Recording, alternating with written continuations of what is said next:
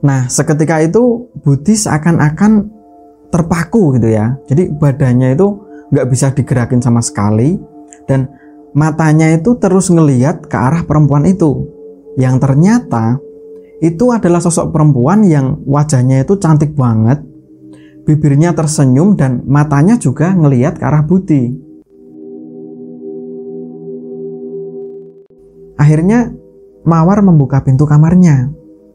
Nah, disitulah Nana ini ngeliat ternyata mukanya Mawar ini mirip sosok perempuan yang pernah dilihat sama Nana beberapa hari yang lalu.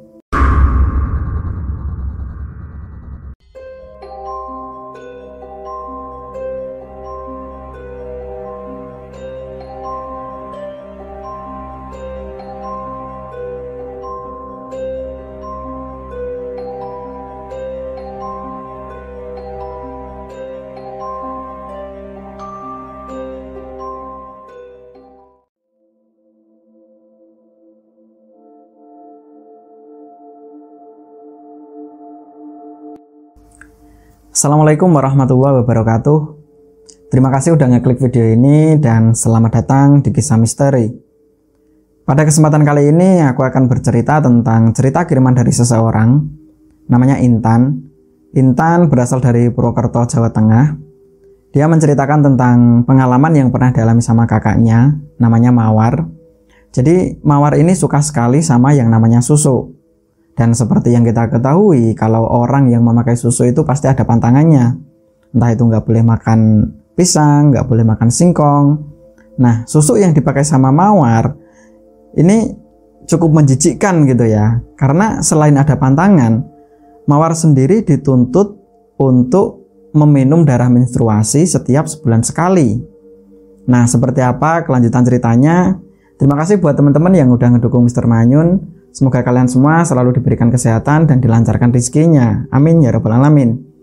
Dan buat teman-teman yang baru mampir ke channel ini, silahkan like, subscribe, dan aktifkan loncengnya agar teman-teman nggak ketinggalan video terbaru dari Mr. Manyun. Ingat, jangan ada misteri di antara kita. Inilah Kisah Misteri.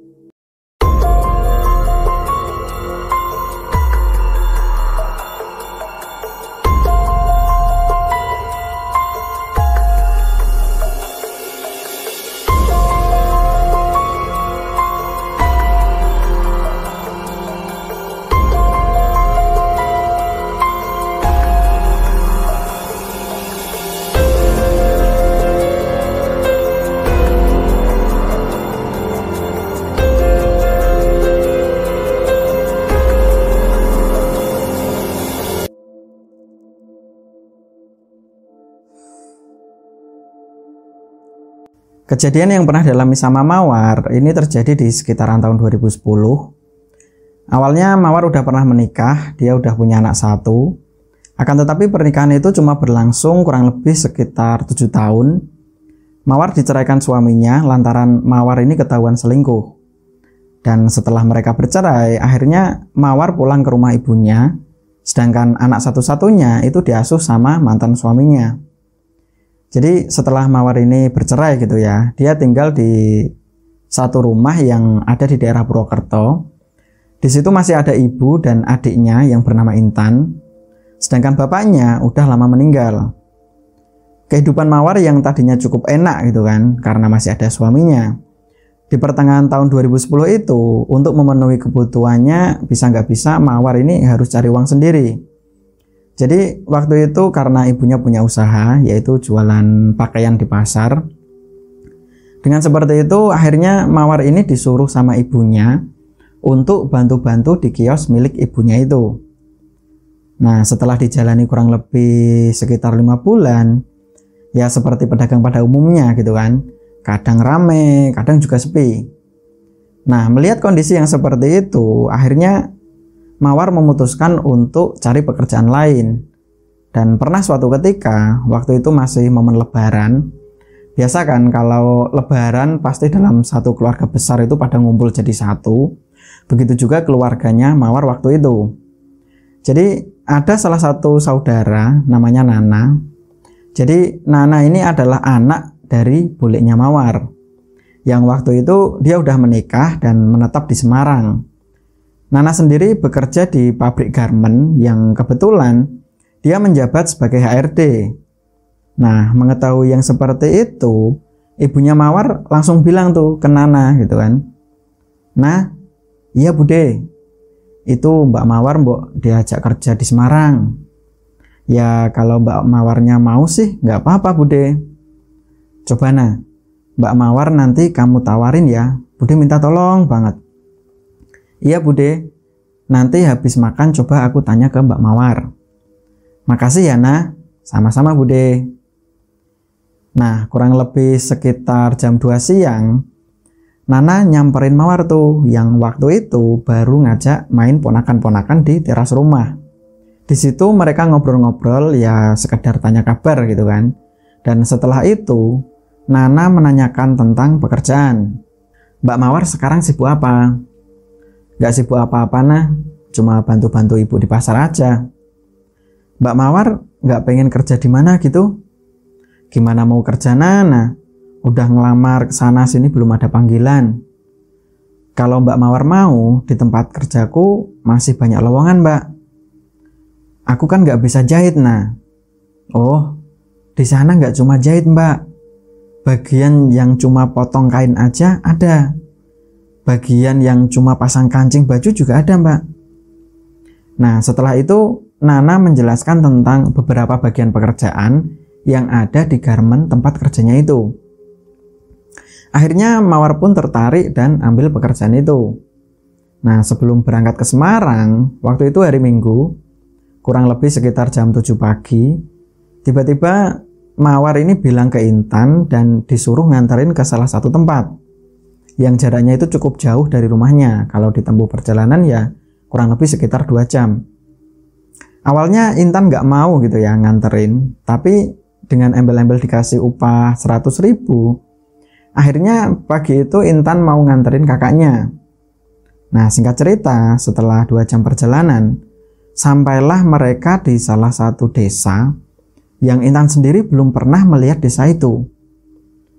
Melihat kakaknya yang waktu itu masih bingung nyari alamat rumah, akhirnya dengan rasa penasaran gitu kan, Intan tanya ke kakaknya, Mbak, emang Mbak Mawar ada teman di sini?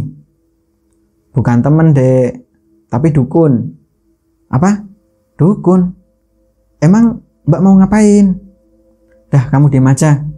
Awas ya kalau kamu bilang ke ibu. Apaan sih?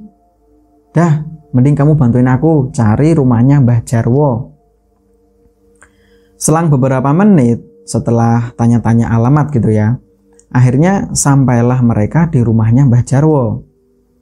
Di situ Mawar menjelaskan maksud kedatangannya. Yang jelas, Mawar dapat info dari salah satu temannya kalau di desa itu ada seorang dukun yang bisa memasang susu. Namanya Mbah Jarwo.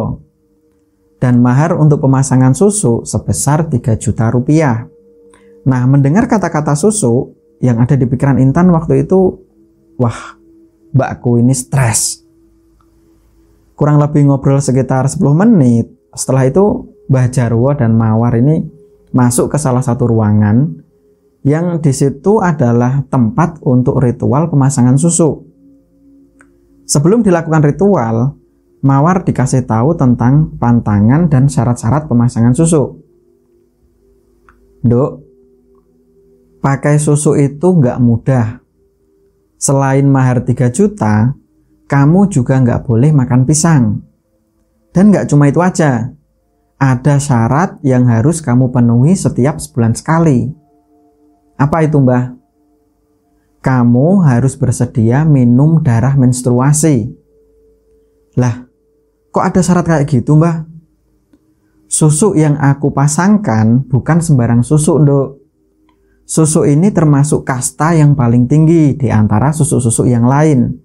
Sehingga orang yang pakai susu ini akan sangat mudah disukai lawan jenis. Waktu itu Mawar sempat terdiam gitu ya, dan masih bingung tentang syarat itu. Tapi entah setan apa yang merasuki pikiran Mawar waktu itu, akhirnya Mawar ini menyetujui dan dilakukanlah ritual pemasangan susu itu. Ritual pemasangan susu dilakukan kurang lebih sekitar 40 menit. Dan setelah itu, Mawar dan Intan ini pamit untuk pulang. Sesampainya di rumah, Intan menanyakan tentang uang 3 juta itu ke kakaknya. "Mbak, kamu kok punya uang 3 juta dari mana?" "Aku pinjam ibu." "Dah, kamu diem aja. Tapi balikin loh." "Oke, tenang aja, udah kamu diem aja." Nah, 3 hari setelah itu, Mawar berangkat ke Semarang karena waktu itu udah dapat kabar dari Nana kalau hari Jumat jam 8 pagi ada jadwal interview dan hari Seninnya udah mulai masuk kerja. Singkat cerita, ketika Mawar udah mulai aktif kerja kurang lebih sekitar 4 bulan, nggak tahu kenapa ada rutinitas Mawar yang cukup aneh. Jadi setiap sebulan sekali dia itu minta izin untuk nggak masuk kerja. Dan itu biasanya selama 3 hari berturut-turut. Anehnya lagi, Mawar selama 3 hari itu jarang keluar kamar. Kalaupun keluar kamar, paling ya buat kebutuhan makan dan ke kamar mandi. Nah, karena Mawar ini tinggalnya serumah gitu ya sama Nana, dan takut terjadi apa-apa, waktu itu ditanya kan, Mbak Mawar kenapa?" "Aku nggak kenapa-napa, Nah. Cuma tiap datang bulan perutku pasti sakit banget." "Mau dianterin periksa apa, Mbak?" "Nggak usah, Nah, makasih. Biasanya dibuat tiduran aja udah mendingan." "Bener nggak mau periksa?" "Nggak, Nah, makasih." Kurang lebih 2 bulan setelah itu, Mawar yang biasanya pulang kerja itu sekitar jam 5 sore. Waktu itu hampir setiap hari, Mawar sering pulang malam. Bahkan tiap hari libur Mawar selalu keluar rumah dan pernah waktu itu pas hari Minggu, kurang lebih sekitar jam 4 sore.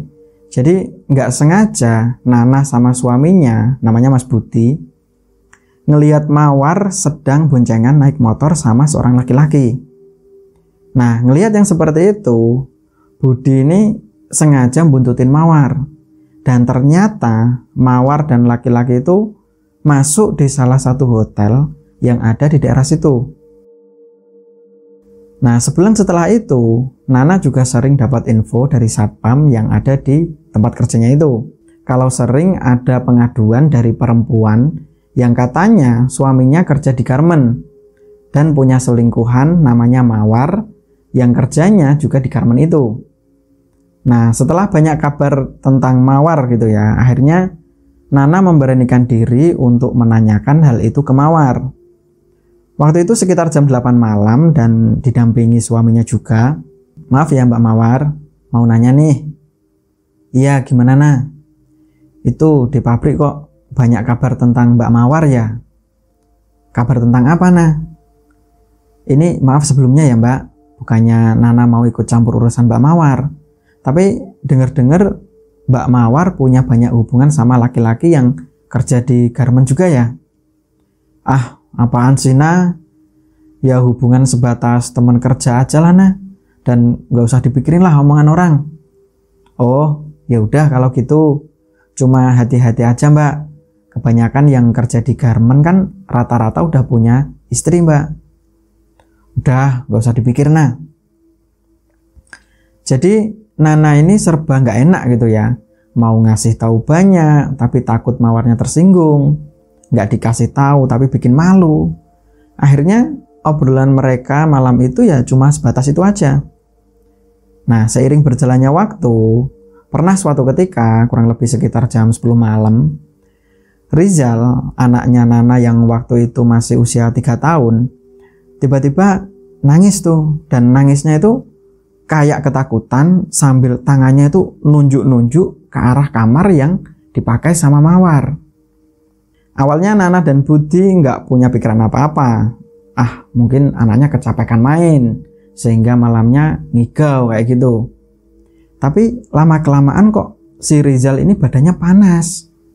Nah, giliran mau dibawa ke dokter, nggak tahu kenapa pas udah keluar dari rumah gitu kan, tiba-tiba Rizal ini ceria lagi.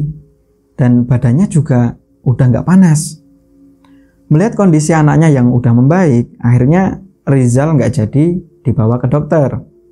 Tapi yang jadi aneh, setelah kurang lebih sekitar 10 menit di dalam rumah, lagi-lagi Rizal ini badannya panas. Dia nangis sambil tangannya itu ya nunjuk-nunjuk ke arah kamar si Mawar ini.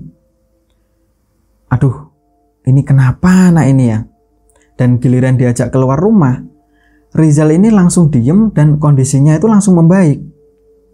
Jadi kejadian itu terus berulang sampai 5 kali. Nah, keesokan harinya, laki-laki Mawar ini minta izin ke Nana untuk nggak masuk kerja dengan alasan perutnya sakit. Seperti bulan-bulan sebelumnya, Mawar ini nggak keluar dari kamar dan kurang lebih sekitar jam 11 malam. Jadi waktu itu pas Budi lagi di kamar mandi, tiba-tiba dia itu dengar suara mirip perempuan yang sedang bersenandung. Jadi suaranya kayak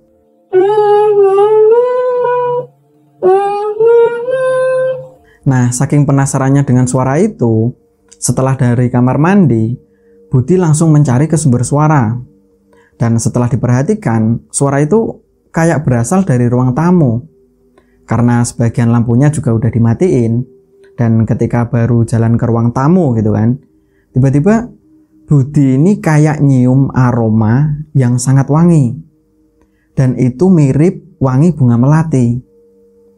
Setelah Budi ini sampai di ruang tengah, sambil kepalanya itu ngelongok kayak gitu ya. Dan pandangannya itu terus ke arah ruang tamu. Nah, disitulah Budi ini ngeliat ada sosok mirip seorang putri keraton. Dan posisinya itu berdiri di atas meja. Jadi sosok itu sambil menari-nari, tangannya itu digerakin pelan-pelan dan terus bersenandung.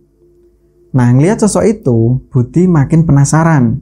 Dan kurang lebih sekitar 10 detik, sosok itu yang tadinya membelakangi Budi, tiba-tiba perempuan itu balik badan dan menghadap ke arah Budi. Nah, seketika itu Budi seakan-akan terpaku gitu ya. Jadi badannya itu nggak bisa digerakin sama sekali. Dan matanya itu terus ngeliat ke arah perempuan itu. Yang ternyata itu adalah sosok perempuan yang wajahnya itu cantik banget. Bibirnya tersenyum dan matanya juga ngeliat ke arah Budi. Sosok itu terus menari dan wujudnya itu perlahan-lahan kayak transparan. Dan lama-kelamaan sosok itu menghilang. Nah, setelah itu Budi pun kembali ke kamar untuk tidur.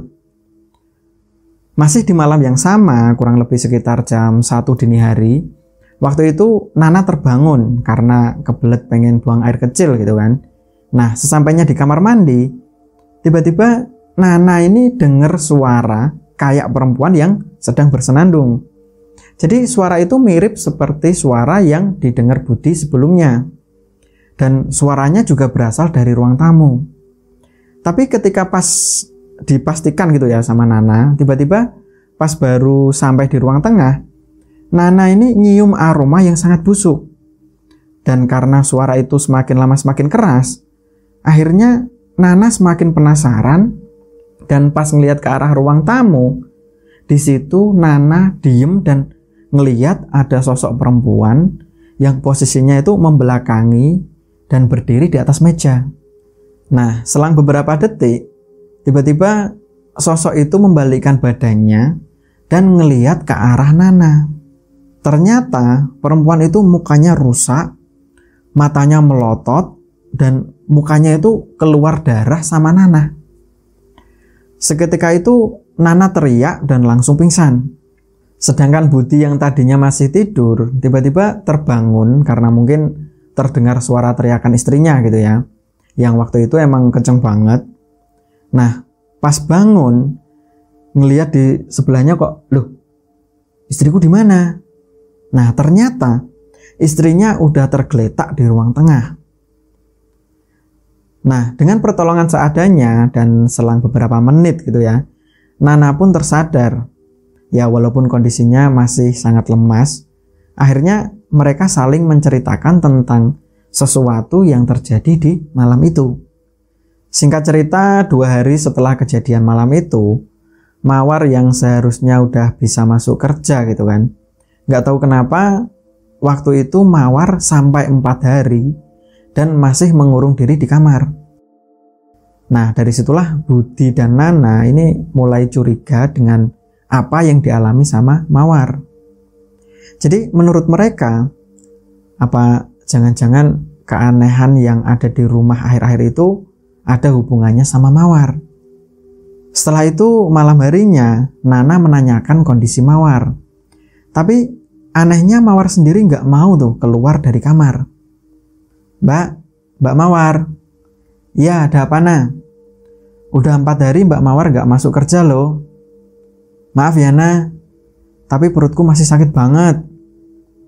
Ya udah, kita periksa ke dokter aja ya Mbak. Barangkali bisa diatasi. Nggak usah Nah.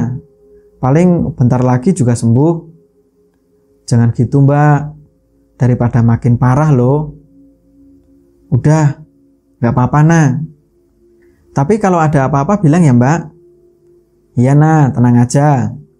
Malam itu pun berlalu dan keesokan harinya, waktu itu sekitar jam 6 pagi, tiba-tiba Nana dipanggil sama Mawar dan dimintain tolong untuk dibelikan tes pack. Mendengar permintaan itu, Nana nggak bisa berkata apa-apa gitu kan. Yang jelas, pagi itu Nana langsung diantar sama suaminya dan pergi ke apotek yang bukanya itu 24 jam. Di tengah perjalanan itu, Nana terus menangis dan sambil sesenggukan, lalu bilang ke suaminya, "Pah, kalau bener Mbak Mawar hamil gimana? Apa kata Bude nanti, Pah?" "Udah Mah, semoga aja Mbak Mawar baik-baik aja. Mungkin cuma telat datang bulan paling." Nah, kurang lebih 45 menit, Nana udah sampai di rumah tuh dan langsung ngasih tes packnya itu lewat celah bawah pintu kamar Mawar. Dan kurang lebih 30 menit kemudian Nana menanyakan hasilnya. "Gimana hasilnya Mbak?" "Nah, iya Mbak. Aku hamil Nah." "Aduh, gimana Mbak? Kok bisa sih? Mbak Mawar hamil sama siapa?" Setelah itu nggak ada jawaban dari Mawar, tapi terdengar suara Mawar yang seakan lagi nangis sesenggukan. Nah, mengetahui yang seperti itu, akhirnya Nana ini mohon-mohon sama Mawar. Mbak Mawar, tolong Mbak, bukain pintunya. Aku pengen lihat Mbak Mawar." Suara tangisan Mawar seakan semakin lama semakin keras. Dan beberapa detik setelah itu, akhirnya Mawar membuka pintu kamarnya. Nah, disitulah Nana ini ngeliat ternyata mukanya Mawar ini mirip sosok perempuan yang pernah dilihat sama Nana beberapa hari yang lalu. Waktu itu Nana sambil pegang pundaknya Mawar gitu kan. "Ya Allah, astagfirullahaladzim Mbak Mawar, kenapa kamu?"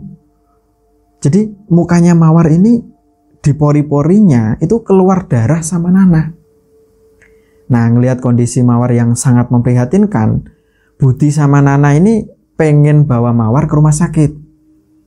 Tapi lagi-lagi Mawar ini nggak mau gitu ya dibawa ke rumah sakit. Akhirnya tanpa diketahui Mawar, Nana ngasih kode ke suaminya untuk segera telepon Intan dan ngasih kabar ke Bude. Nah, pagi itu Nana langsung beresin semua kotoran-kotoran yang ada di dalam kamarnya Mawar. Nah, singkat cerita kurang lebih jam 2 siang, Intan sama ibunya udah sampai di rumahnya Nana. Dan ketika ngelihat kondisi Mawar, akhirnya Intan ini menceritakan semua tentang susu yang dipakai sama Mawar. Tapi ada satu yang Intan itu belum tahu. Waktu itu Mawar juga bilang kalau susu yang dia pakai itu ada syarat yang dimana dia harus minum darah menstruasi setiap sebulan sekali. Nah, mendengar cerita dari Mawar itu, ibunya hanya bisa nangis dan sesekali ngelap bagian muka anak pertamanya itu. Setelah itu Budi nyari-nyari info tentang seorang kiai yang mungkin bisa membantu Mawar. Dan kurang lebih sekitar jam 8 malam, datanglah seorang kiai, namanya Kiai Rosyid. Jadi di situ Mawar diru'yah dan dibacain ayat-ayat suci Al-Quran. Sedangkan Mawar sendiri sambil teriak-teriak, ya mungkin kesakitan gitu ya, Nah, ketika proses itu berjalan kurang lebih setengah jam, tiba-tiba ada 3 jarum yang keluar dari mukanya si Mawar. Jadi, satu keluar dari kening, satu keluar dari pipi sebelah kanan, dan satu lagi keluar dari pipi sebelah kiri. Dan ketika proses itu udah selesai, kemudian Pak Kiai itu bilang, "Na'udzubillah min dzalik. Semoga Allah mengampuni dosa kamu, Nak." Dan setelah ini langsung dibawa ke rumah sakit untuk pengobatan secara medis ya. Nah, mendengar pernyataan dari Kiai itu, Budi, Nana, dan Intan langsung membawa Mawar ke mobil untuk dilanjutkan pengobatan di rumah sakit. Tapi naas, ketika Mawar baru masuk mobil, tiba-tiba badannya itu kejang-kejang dan pada akhirnya Mawar meninggal dunia. Oke, mungkin itu aja yang bisa aku ceritain. Jadi susu yang dipakai sama Mawar itu ada syarat yang dia harus minum darah menstruasi setiap sebulan sekali. Nah, berhubung waktu itu Mawar hamil, jadi Mawar nggak dapat datang bulan. Dengan seperti itu, Mawar nggak bisa lagi memberikan syarat itu. Dan pada akhirnya, Mawar mendapat gangguan yang membuat mukanya jadi rusak seperti itu. Oke, terima kasih buat Intan yang udah nge-share cerita ini. Semoga kisah yang dialami sama Mawar bisa menjadikan pelajaran buat kita semua. Terima kasih juga buat teman-teman yang udah nyimak cerita ini. Semoga kita semua selalu diberikan kesehatan, kelancaran rezeki, dan diberikan umur yang panjang. Dan pastinya barokah. Amin ya rabbal alamin. Billahi taufiq wal hidayah. Assalamualaikum warahmatullahi wabarakatuh.